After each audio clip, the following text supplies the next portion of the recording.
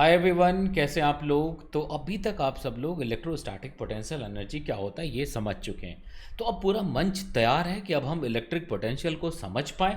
और समझने के बाद आपको पता लगेगा कि it's a kind of luxury. मतलब बिना पोटेंशियल के भी काम चल जाता अगर आप पोटेंशियल एनर्जी के साथ खेलते। लेकिन ये आपके काम को बहुत आसान कर देगा। स्पेशली अगर हम इलेक्ट्रोडायनामिक्स की बात करें तो बिना पोटेंशियल के आगे कैलकुलेट कर पाना बहुत मुश्किल होता चला जाएगा। इसीलिए पोटेंशियल का परफेक्ट आइडिया होना बहुत ज़रूरी है। कैसे फॉर्मूला लिखते हैं और उससे भी ज़्यादा इंपॉर्टेंट कि कैसे इसको यूज़ करते हैं। ठीक है, वो बहुत ज़रूरी एक चीज़ होगी। तो मैं फटाफट उस फॉर्मूले से शुरू करता हूँ जो आपने ऑलरेडी पढ़ रखा है और वहाँ से आगे बढ़ते चले जाते हैं। तो आपने ये पढ़ रखा है कि Q1 Q2 होता तो एनर्जी कुछ होती इसकी जी। अगर Q1 Q2 होता तो इसकी एनर्जी आप लिखते कितनी लिख देते। तो आप लिख देते K Q1 Q2 upon R। इसमें कोई डाउट नहीं। K Q1 की को इलेक्ट्रिक फील्ड मत समझ लीजिएगा, एनर्जी की बात कर रहे हैं। तो मैं इसको U से लिख देता हूँ ताकि पोटेंशियल एनर्जी दिखे। तो अभी इसकी जो पोटेंशियल एनर्जी है वो इतनी है। और इसके लिए स्पेशल आपने एक असम्पशन क्या लिया हुआ है कि इनफाइनाइट सेपरेशन पे, इन्फिनिटी पे आपने क्या रखा है, ज़ीरो एनर्जी। ज़ीरो एनर्जी रखी है भाई, तब उस हिसाब से फॉर्मूला लिखते हो। अब अगर मैं कह दूं यार यहाँ पे अगर एक और पार्टिकल ले आऊँ तब क्या होगी एनर्जी, तब कहूँगा स्पेयर के लिए भी लिखूंगा, स्पेयर के लिए भी लिखूंगा। ठीक है, फॉर्मूला वैलिड है, लेकिन काम बढ़ा।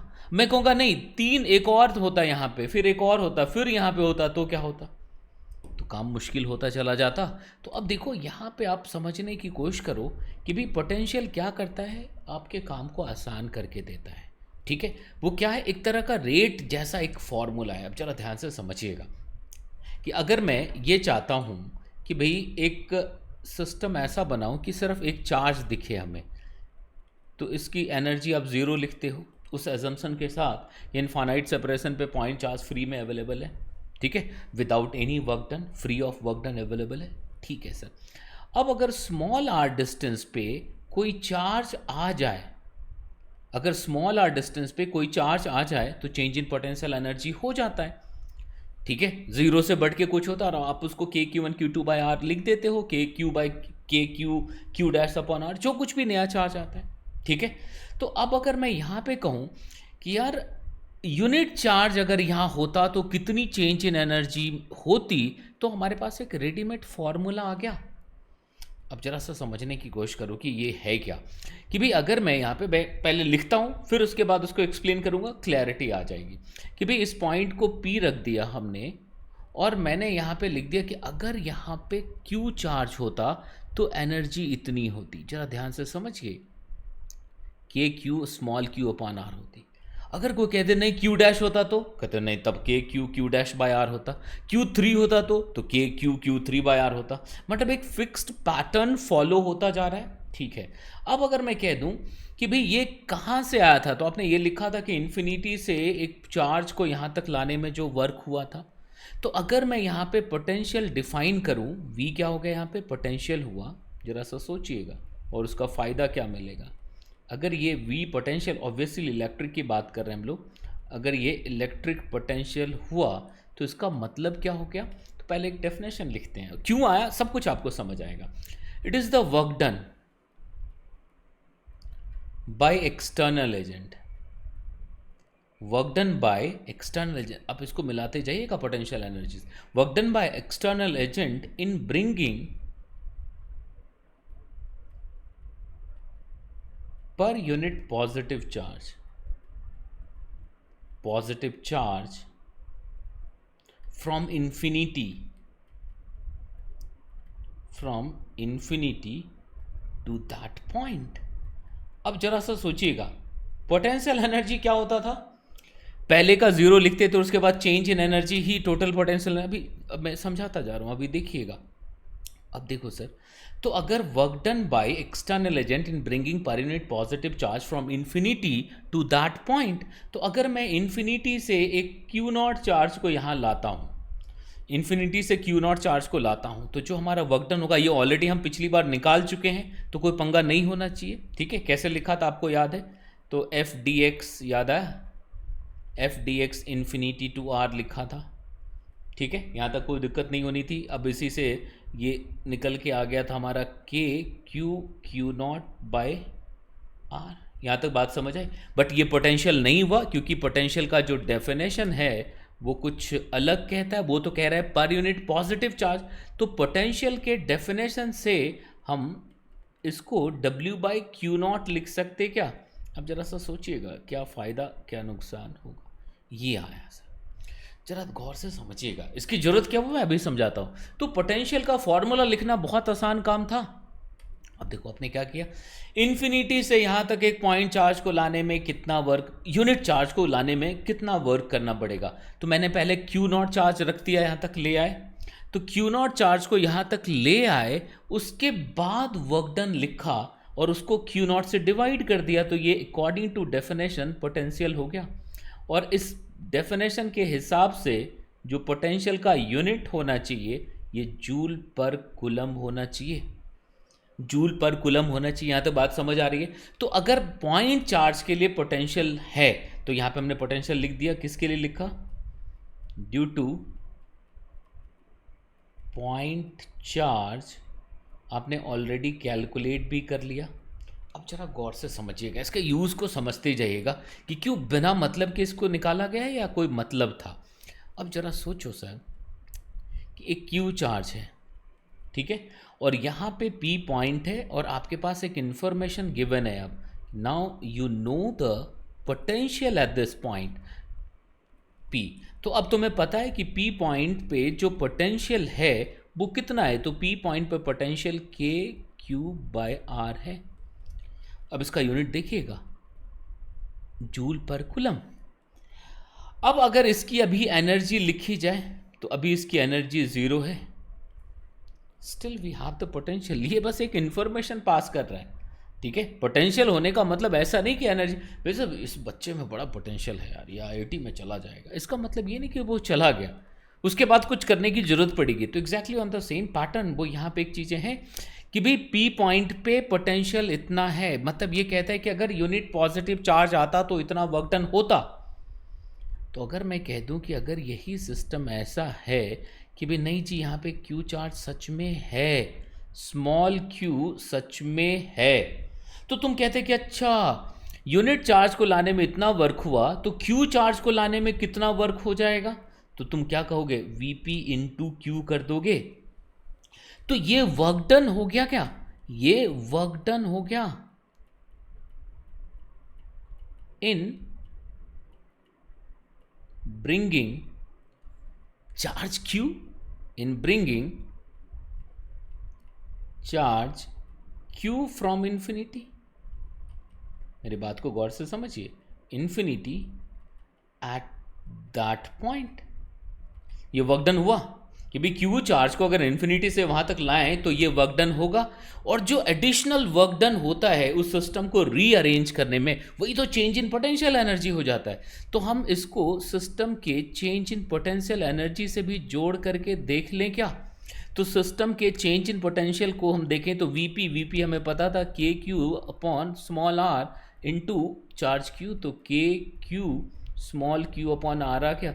अब देखो वो एनर्जी वाला फॉर्मूला वैलिड है क्या, ये आया वर्क डन, वर्क डन से हमने चेंज इन पोटेंशियल एनर्जी निकाल दिया। तो अब इस सिस्टम की अगर हमें फाइनल एनर्जी चाहिए तो मैं पहले तो 0 था क्योंकि अकेला चार्ज था वो 0 था। अब इसके आने से एडिशनल वर्क डन से एडिशनल चेंज इन एनर्जी, अब यही आपने पढ़ा था बेटा, 2 पार्टिकल सिस्टम के लिए यही तो पढ़ा था। तो देखो पोटेंशियल का एक फायदा होता हुआ दिख रहा है, लेकिन अभी आपको ज़्यादा नहीं दिख रहा हो क्योंकि एक ही पार्टिकल था तो आपको कह रहे वैसे निकालना आसान था। लेकिन काम अभी जैसे थोड़ा सा मुश्किल करते जाएंगे, लेंदी करते जाएंगे, तो पोटेंशियल का बड़ा फायदा होता चला जाएगा। तो इलेक्ट्रिक पोटेंशियल के बारे में क्या पता लगा, पहले वो लिख दीजिए आप। इलेक्ट्रिक पोटेंशियल के बारे में क्या पता चला है अभी तक आपको, एक स्केलर क्वांटिटी है,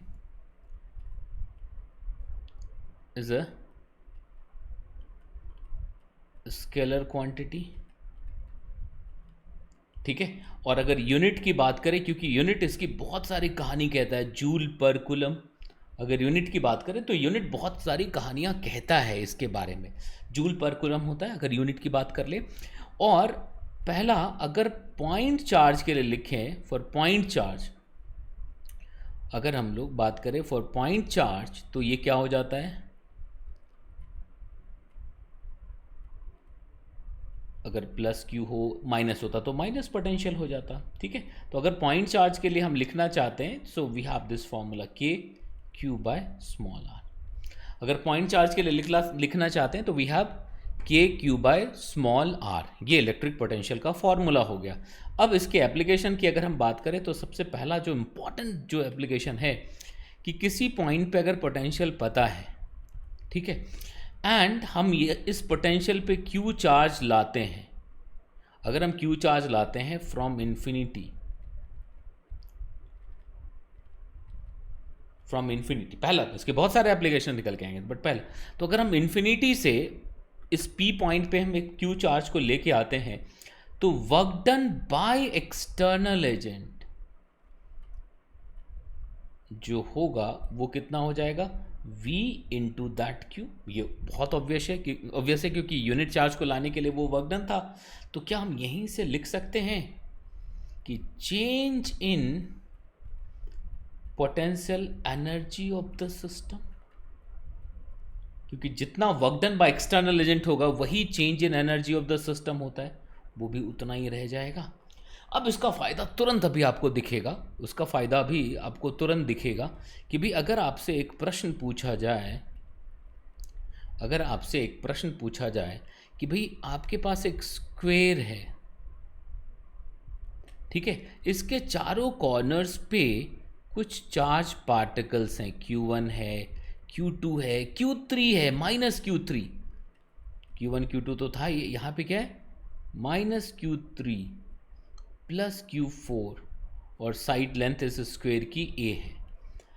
अब आपसे कह रहा है कि इफ अ चार्ज पार्टिकल, ठीक है, if a charge particle is placed at the centre of this square, पहले नहीं था, ऑब्वियसली उसको इन्फिनिटी से लाके रखा, तो if a charge particle Q0 is placed at the centre of this square, find the work done in this process और change in potential energy in this process. मेरी बात समझ आ रही? क्वेश्चन ये ऐसा, या उसको घुमा के ऐसा लिख सकता है कि an external agent is there who is bringing a charge Q0 from infinity to this point slowly, find the work done by that external agent in this process. काम बहुत मुश्किल होगा क्योंकि इसके लिए वर्क डन अलग, इसके लिए अलग, इसके लिए अलग, इसके लिए अलग, अलग अलग लिखना पड़ेगा सर। और ये दोनों बराबर ही होगा तो या तो तुम चेंज इन एनर्जी निकालोगे, तो इनिशियल निकालोगे तो देखो 4, तो इधर से फिर कितने पेयर बनेंगे सर, फिर फाइनल लिखोगे तो बड़ा टाइम लग जाएगा। तो मैं अगर ये कह दूँ कि क्यों ना यहाँ पे पोटेंशियल पहले निकाल लिया जाए, अगर सेंटर पे पोटेंशियल निकाल लेते हैं तो हम सीधे सीधे इस वर्क डन को potential at the centre into charge लिखते तो काम बन गया। सोचो ना जरा कि भाई सेंटर पे हम चार्ज रख दें, ठीक है, तो चार्ज रखने से पहले हमने पोटेंशियल निकाल लिया और उस पोटेंशियल को चार्ज से मल्टीप्लाई कर दिया तो हमें वर्क डन मिल जाएगा, कोई रोक ही नहीं सकता, ठीक है जी। तो हमने वर्क डन इस तरह से लिख दिया। तो अब यही चेंज इन एनर्जी भी, तो आपसे ये सवाल पूछे या ये सवाल पूछे, दोनों ही का आंसर एक ही होगा, बट मतलब समझ आना चाहिए कि हुआ क्या यहाँ पे, मतलब समझ आना चाहिए कि हुआ क्या। अब देखो potential is a scalar quantity और पॉइंट चार्ज के लिए आपको पोटेंशियल पता है, पॉइंट चार्ज के लिए पोटेंशियल पता है, तो अगर आप यहाँ पे देखोगे तो VO कितना आ जाएगा, K मैं सीधे लिख दूँ क्या, सबके लिए डिस्टेंस तो बराबर ही होगा, तो Q1 plus Q2 minus Q3 plus Q4 upon A/√2, क्योंकि सेपरेशन ये होगा, ये पोटेंशियल हो गया। अब देखो यहाँ से सीधे लिख दो, ये वर्क डन आ जाएगा। तो काम की चीज़ है कि नहीं है? तो देखो अगर तुम नॉर्मल तरीके से करते तो बहुत टाइम टेकिंग होता सर, अगर तुम नॉर्मल तरीके से करते तो बहुत टाइम टेकिंग होता, लेकिन यहाँ कैसे किया, यहाँ तक बात समझ आ रही? तो मुझे लगता नहीं कि कोई भी किसी भी बच्चे को कोई दिक्कत होनी चाहिए। अब जैसे आपसे ये कह दे, ठीक है ना, फिर इसी के एप्लीकेशन में हम लोग चलेंगे, सेल्फ एनर्जी की तरफ बढ़ेंगे, ठीक है, तो कुछ मुश्किल नहीं होना चाहिए। अब देखो जैसे यहाँ पे ये कह दे, देखना ध्यान से समझना, फिर इसके डिफरेंट एप्लीकेशन कि भाई higher potential to lower potential क्या होता है, वो फील्ड के साथ रिलेट करके वो सारे पॉइंट्स मैं समझाऊंगा। अब अगर आपसे पूछा जाए कि भाई इलेक्ट्रिक पोटेंशियल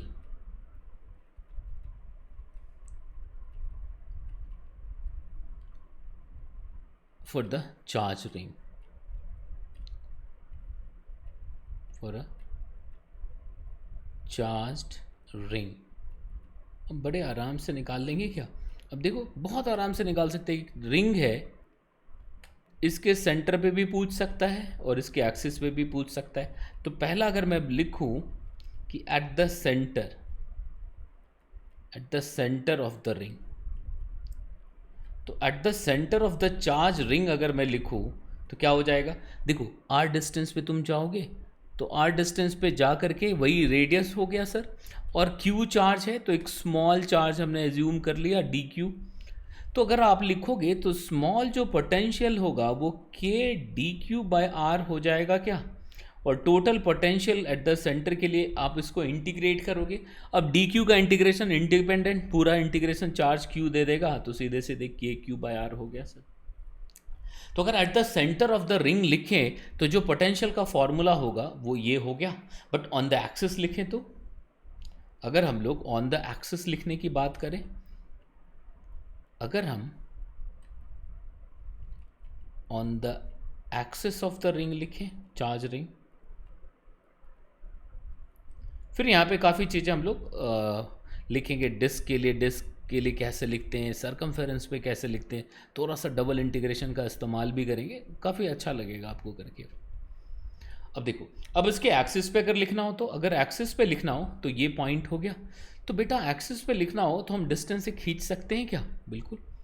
तो हमने क्या किया, एक रिंग बना लिया सर, और इसके एक्सिस पे चले गए।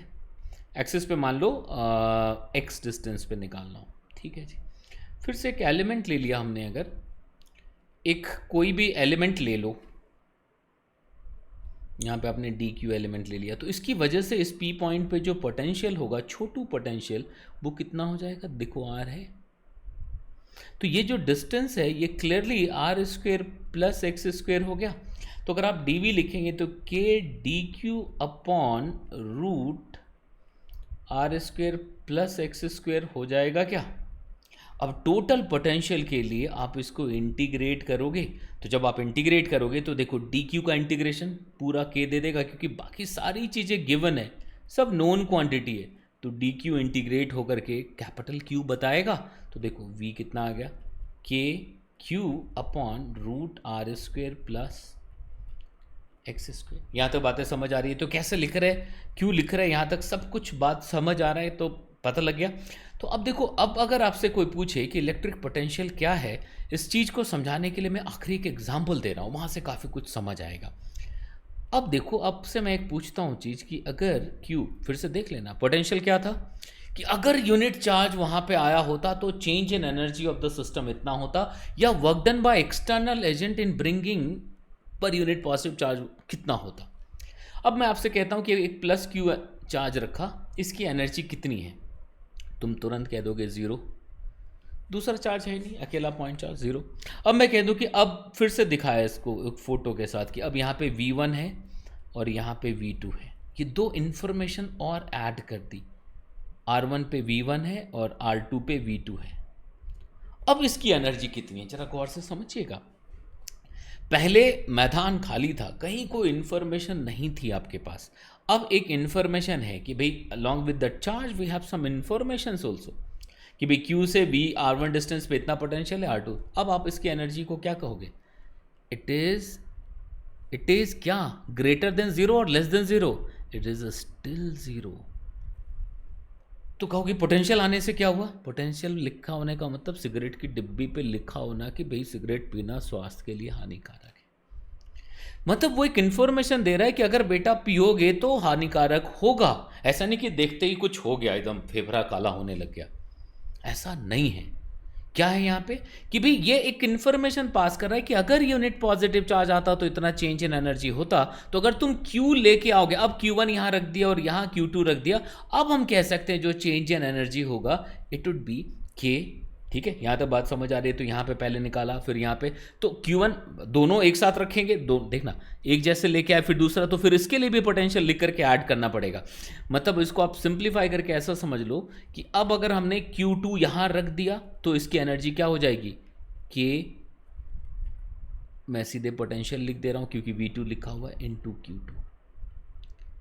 बात समझ आई, ये फायदा। अगर चार्ज लेके आओगे तब चेंज इन एनर्जी होगा। अगर ये Q2 यहाँ ना ला करके यहाँ लाए होते तो हम क्या लिखते, V1 इंटू Q1 लिखते, Q2 लिखते। मेरी बात समझ आई। तो पोटेंशियल एक इंफॉर्मेशन है, कभी भी नहीं देखेंगे find the potential of this system, never. वो एक पॉइंट पे डिफाइंड है, पोटेंशियल एक पॉइंट पे डिफाइंड है कि इस पॉइंट पे अगर तुम चार्ज लाते तो क्या हो जाता। फिर यहीं से पोटेंशियल डिफरेंस का खेल समझ आएगा, और यहीं से फिर हम लोग इलेक्ट्रिक फील्ड और पोटेंशियल के बीच रिलेशन समझ पाएंगे। तब हर एक चीज़ की भी कैसे हम लोग इक्विपोटेंशियल लाइन खींचते हैं, ई को क्यों माइनस dB/dr लिखते हैं, फिर higher potential to lower potential क्यों पॉजिटिव चार्ज फ्लो करता है, नेगेटिव चार्ज उल्टा क्यों फ्लो करता है, वो सारे कॉन्सेप्ट मैं साथ साथ आपको समझाता चला जाऊँगा। ठीक है, तो मुझे लगता है कि यहाँ तक आपको बातें समझ आ गई कि पोटेंशियल क्या होता है, इलेक्ट्रिक पोटेंशियल स्केलर क्वांटिटी है, कैसे डेराइव करते हैं, पॉइंट चार्ज के लिए क्या होता है, रिंग के लिए क्या होता है, ये आपने समझ लिया। ठीक है, तो चलिए फिर नेक्स्ट लेक्चर में आपसे मुलाकात होती है। नेक्स्ट में मैं क्या बताऊँगा कि भाई पोटेंशियल और फील्ड में क्या रिलेशन है, then how to use the concept of potential difference. ठीक है, तो चलिए फिर मिलते हैं।